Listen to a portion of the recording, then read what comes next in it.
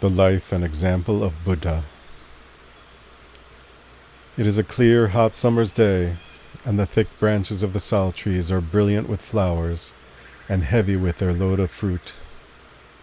The landscape is wild and rocky with many caves, and the nearest town is more than 100 miles away.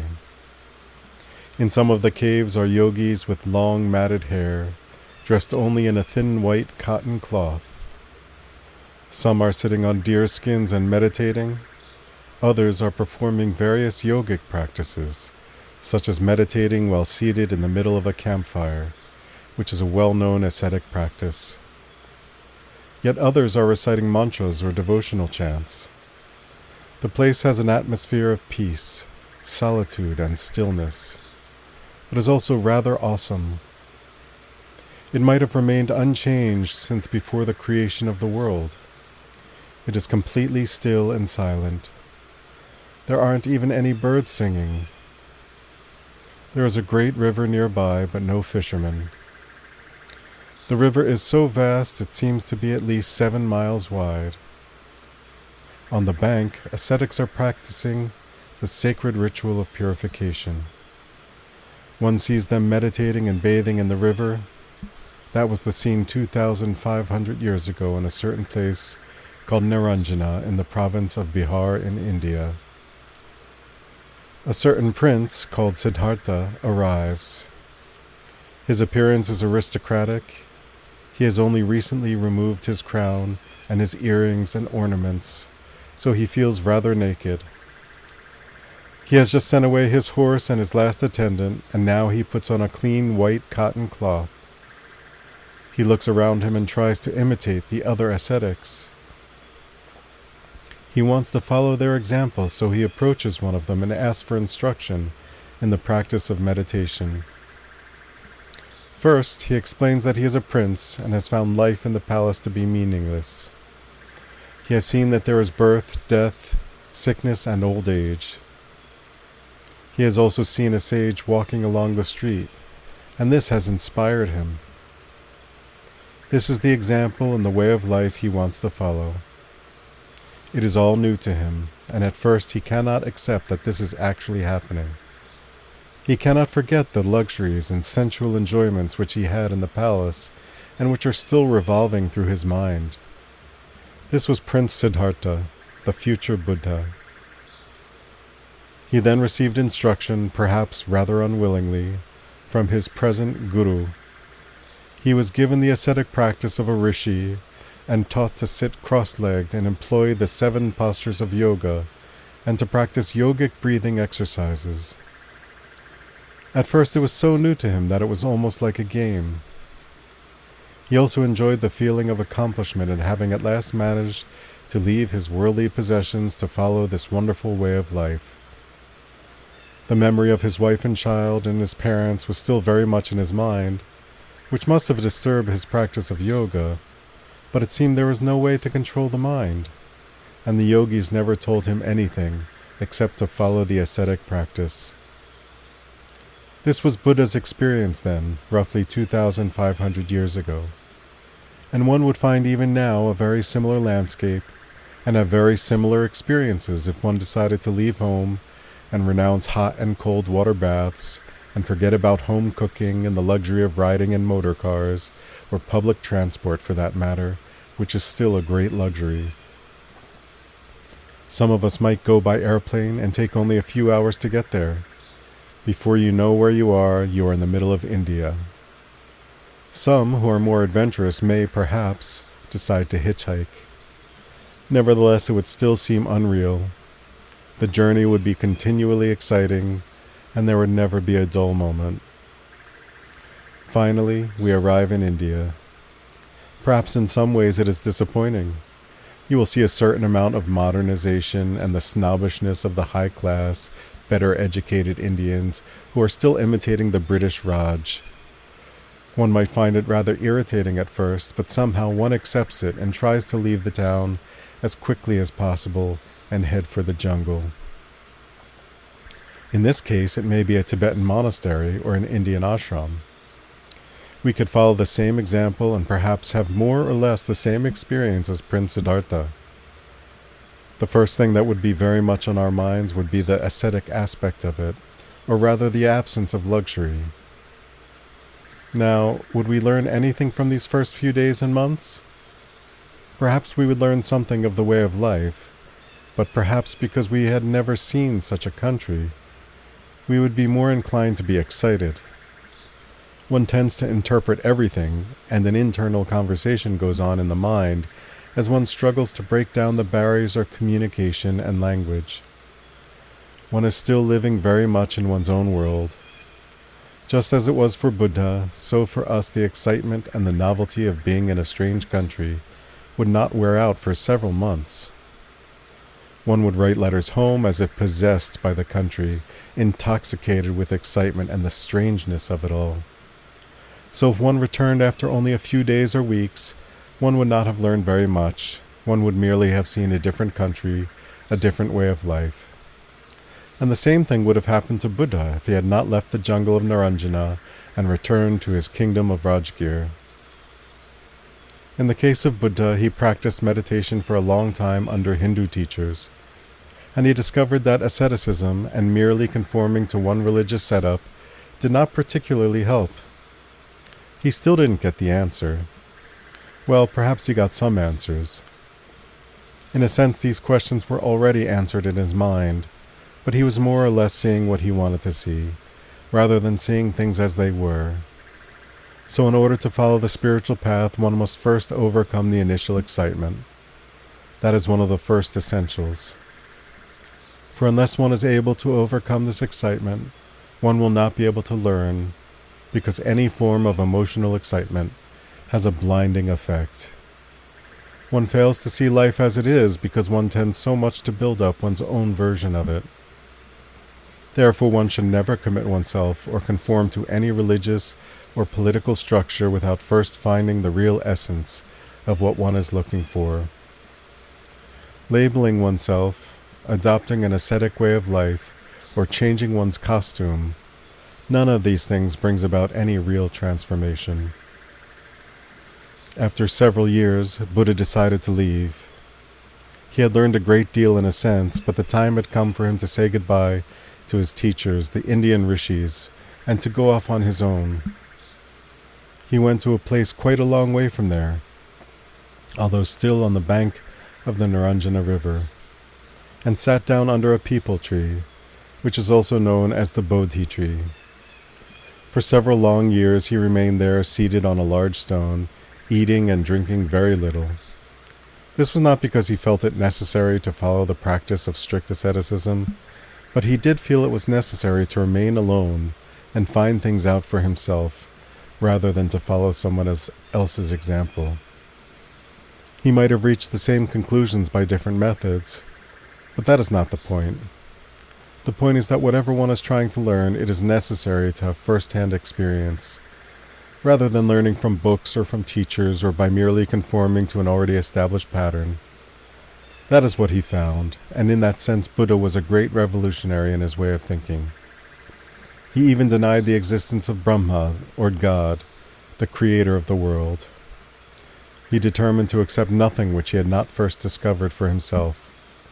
This does not mean to say that he disregarded the great and ancient tradition of India. He respected it very much. His was not an anarchistic attitude in any negative sense, nor was it revolutionary in the way the communists are. His was real, positive revolution. He developed the creative side of revolution, which is not trying to get help from anyone else, but finding out for oneself. Buddhism is perhaps the only religion which is not based on the revelation of God, nor on faith and devotion to God or gods of any kind. This does not mean that Buddha was an atheist or a heretic. He never argued theological or philosophical doctrines at all. He went straight to the heart of the matter, namely how to see the truth. He never wasted time in vain speculation. By developing such a revolutionary attitude, one learns a great deal. For example, suppose one misses lunch one day. One may not be hungry, one may have had a large breakfast, but the idea of missing lunch affects one. Certain patterns are formed within the framework of society, and one tends to accept them without questioning. Are we really hungry? or do we just want to fill up that particular midday time? That is a very simple and straightforward example, but much the same applies when we come to the question of ego. Buddha discovered that there is no such thing as I, ego. Perhaps one should say there is no such thing as am, I am. He discovered that all these concepts, ideas, hopes, fears, emotions, conclusions are created out of one's speculative thoughts and one's psychological inheritance from parents and upbringing and so on. We just tend to put them all together, which is of course partly due to lack of skill in our educational system. We are told what to think, rather than to do real research from within ourselves. So in that sense, asceticism, meaning the experience of bodily pain, is by no means an essential part of Buddhism. What is important is to get beyond the pattern of mental concepts which we have formed. That does not mean that we have to create a new pattern, or try to be particularly unconventional and always go without lunch or what have you. We do not have to turn everything upside down in our pattern of behavior and in the way we present ourselves to other people. That again would not particularly solve the problem. The only way to solve the problem is by examining it thoroughly. From this point of view, we have a certain desire, or not even as strong as desire, more a feeling of wanting to conform to something. And one does not even think about it, one is just led to it. So it is necessary to introduce the idea of mindfulness. Then we can examine ourselves each time, and go beyond mere opinions and so-called common sense conclusions. One must learn to be a skillful scientist, and not accept anything at all. Everything must be seen through one's own microscope, and one has to reach one's own conclusions in one's own way. Until we do that, there is no savior, no guru, no blessings, and no guidance which could be of any help. Of course, there is always this dilemma. If there is no help, then what are we? Are we nothing? Are we not trying to reach something higher? What is this higher thing? What, for example, is Buddhahood? What is enlightenment? Are they just nothing, or are they something? Well, I'm afraid I'm really no authority to answer this. I'm merely one of the travelers like everyone else here. But from my own experience, and my knowledge is, as the scripture describes it, like a single grain of sand in the Ganges, I would say that when we talk of higher things, we tend to think in terms of our own point of view, a bigger version of ourselves. When we speak of God, we tend to think in terms of our own image, only greater, colossal, a kind of expansion of ourselves. It is like looking at ourselves in a magnifying mirror. We still think in terms of duality. I am here, he is there, and the only way to communicate is by trying to ask his help. We may feel we are making contact at certain times, but somehow we can never really communicate in this way. We can never achieve union with God because there is a fixed concept, a prefabricated conclusion, which we have already accepted, and we are merely trying to put that great thing into a small container. One cannot drive a camel through the eye of a needle, so we have to find some other means. And the only way to find it is to come back to the sheer simplicity of examining ourselves. This is not a question of trying to be religious, or of making sure that one is kind to one's neighbor, or of giving as much money as possible to charity. Though of course these things may also be very good. The main point is that we should not merely accept everything blindly and try to fit it into the right pigeonhole, but try to see it at first hand from our own experience. This brings us to the practice of meditation, which is very important. The trouble here is that one usually finds that books, teachings, lectures, and so on are more concerned with proving that they are right than with showing how it is to be done, which is the essential thing. We are not particularly interested in spreading the teachings, but we are interested in making use of them and putting them into effect. The world is moving so fast, there is no time to prove, but whatever we learn, we must bring it and cook it and eat it immediately. So the whole point is that we must see with our own eyes, and not accept any laid-down tradition as if it had some magical power in it. There is nothing magical which can transform us just like that. Although, being mechanically minded, we always look for something which will work by merely pressing a button. There is a great attraction in the shortcut, and if there is some profound method which offers a quick way, we would rather follow that than undertake arduous journeys and difficult practices. So here we see the true importance of asceticism. Punishing oneself leads nowhere, but some manual work and physical effort is necessary. If we go somewhere on foot, we know the way perfectly, whereas if we go by motor car or airplane, we are hardly there at all. It becomes merely a dream. Similarly, in order to see the continual pattern of development, we have to go through it manually. That is one of the most important things of all, and here discipline becomes necessary. We have to discipline ourselves. Whether in the practice of meditation or in everyday life, there is a tendency to be impatient. On beginning something, one tends to just taste it and then leave it. One never has the time to eat it and digest it properly and see the after effect of it. Of course, one has to taste for oneself and find out if the thing is genuine or helpful, but before discarding it, one has to go a little bit further, so that at least one gets first-hand experience of the preliminary stage. This is absolutely necessary. That is also what Buddha found, and that is why he sat and meditated on the bank of the Naranjana for several years, hardly moving from the spot. He meditated in his own way, and he found that returning to the world was the only answer. When he discovered the awakened state of mind, he realized that leading an ascetic life and punishing oneself did not help. So he got up and went to beg for some food. The first person he met near Bodh Gaya was a wealthy woman who owned many cows. She gave him some boiled condensed milk with honey in it, and he drank it and found it delicious. Not only that, but he found it greatly enhanced his health and energy, as a result of which he was able to make great progress in the practice of meditation. The same thing happened in the case of the great Tibetan yogi Milarepa. The first time he went out and received a properly cooked meal, he found that it gave him new strength and he was able to meditate properly.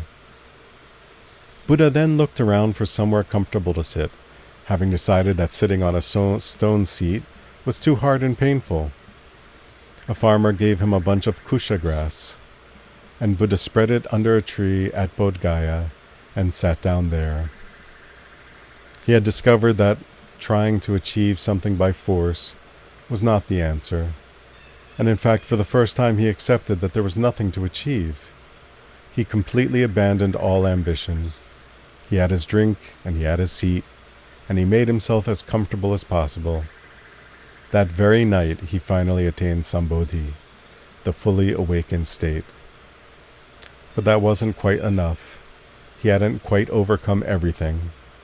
All his hidden fears and temptations and desires, the last lash of ego, came to him in the form of Mara, the evil one.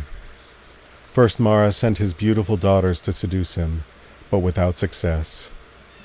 Then came the fierce troops of Mara, the last tactic of the ego. But Buddha had already achieved the state of Maitri, loving kindness. In other words, he was not just compassionate in the sense of looking down on Mara as stupid, for Mara was his own projection, but he had achieved the non-resisting state, the state of non-violence, where he identified himself with Mara. In the scriptures it says that each arrow of Mara became a rain of flowers falling down on him. So finally the ego surrendered and he achieved the awakened state of mind. We ourselves might have such an experience, perhaps in a short glimpse of clarity and peace, the open state of mind. That is not quite enough. We have to learn how to put that into effect. We have to use that as a kind of center from which we can expand. One has to create the situation around one so that one does not have to say, I am the awakened person. If one had to say such a thing and demonstrate it verbally, one would not be awakened. Buddha then walked for about 7 weeks. In a sense, he was just alone, and one might say he was a very lonely person, as he was the only one who saw and who had achieved something. He knew some of the answers for dealing with life and for finding the true meaning, or suchness, in the world of samsara. But he was not quite sure how to present this, and he almost decided not to speak. There is a gatha, or short verse, in one of the sutras where he says, "Profound peace without limit, such is the teaching I have found. But no one would be able to understand this, therefore I shall remain silent in the jungle." But then the true and final establishment of compassion came, and he saw his ability to create the right situation. Up to this point he still had the desire to teach. Because he had achieved something, he felt that he should save the world, if one may use such an expression. But he had to give up this idea of saving all sentient beings. Then, at the very moment when he had decided to leave the world and return to the jungle, the real, selfless compassion arose in him. He was no longer aware of himself as a teacher. He no longer had the idea that he had to save people. But whenever the situation presented itself, he dealt with it spontaneously. He preached and taught for about 40 years, and spent his life walking from one end of India to the other. He did not ride on an elephant or a horse or a chariot, but simply walked barefoot all over India. I think if any of us had seen him or heard him talk, it would not have been anything like a lecture as we know it. It was just simple conversation. It was not the talking that was important, but the whole situation that he created. It was not because he had achieved some spiritual power and thereby dominated the whole scene, but because he was simply being true, just as any of us could be. Therefore the teaching had been taught before he opened his mouth. That is why we find in the sutras that gods and asuras and all kinds of people from different parts of India attended his talks and saw him and met him, and all could understand him. They did not have to ask him questions, but they automatically received the answers. This is a wonderful example of communication. Buddha never claimed that he was an incarnation of God or any kind of divine being. He was just a simple human being who had gone through certain things and had achieved the awakened state of mind. It is possible, partially possible at least, for any of us to have such an experience. From this example, we see that speech alone is not the only method of communication. There is already communication before we say anything, even if we are only saying hello or how are you. Somehow communication also continues after we finish speaking. The whole thing must be conducted in a very skillful way, by being true and not self-centered. Then the concept of duality is absent and the right pattern of communication is established. It is only through one's own experience of searching that this can be achieved, and not through merely copying someone else's example. Neither asceticism nor any preconceived pattern will provide the answer. We have to make the first move ourselves rather than expecting it to come from the phenomenal world or from other people. If we are meditating at home and we happen to live in the middle of the high street, we cannot stop the traffic just because we want peace and quiet. But we can stop ourselves. We can accept the noise. The noise also contains silence. We must put ourselves into it and expect nothing from outside, just as Buddha did. And we must accept whatever situation arises. As long as we never retreat from the situation, it will always present itself as a vehicle, and we will be able to make use of it. As it is said in the scriptures, the Dharma is good at the beginning, the Dharma is good in the middle, and the Dharma is good at the end. In other words, the Dharma never becomes out of date, since fundamentally, the situation is always the same.